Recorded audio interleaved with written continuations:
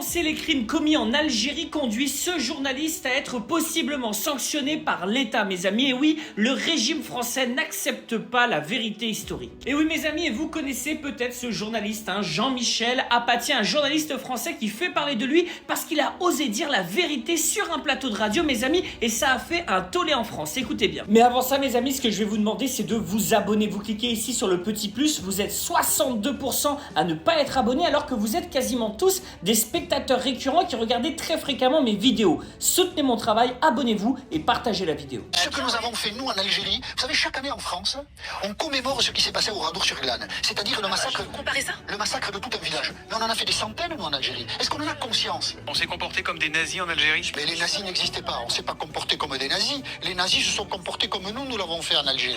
Combien de femmes, combien de femmes, d'enfants, mais... On n'a pas mis des... Ah, mais vous ne connaissez pas du tout l'histoire de la conquête, de l'Algérie. Ah, ça c'est sûr qu'ils n'ont absolument aucune idée de ce qu'est l'histoire de la colonisation de l'Algérie, mes amis. Cette conquête a été sanglante et l'État ne veut pas faire la lumière là-dessus, à tel point que l'Arcom, l'autorité des médias, a été saisie et ils vont instruire une enquête pour possiblement sanctionner Jean-Michel Apathy. Et ces gens-là ne connaissent vraisemblablement pas le général Bugeaud. Le général Bugeaud, c'est un homme qui a pratiqué les enfumades de Dara. À Dara, vous aviez dans des grottes des tribus arabo-berbères qui vivaient dans ces grottes et qui ont été enfumées. C'est-à-dire qu'on mettait le feu devant la grotte, comme le feu aspirait l'oxygène, ces populations ont été assassinées, asphyxiées. Il faut être quand même particulièrement de mauvaise foi pour dire que Jean-Michel Apathy soutient ce qui s'est produit en France dans les années 40. C'est 643 morts de trop, mais nous, effectivement, les Français, avons fait des choses horribles en Algérie et il faut le reconnaître.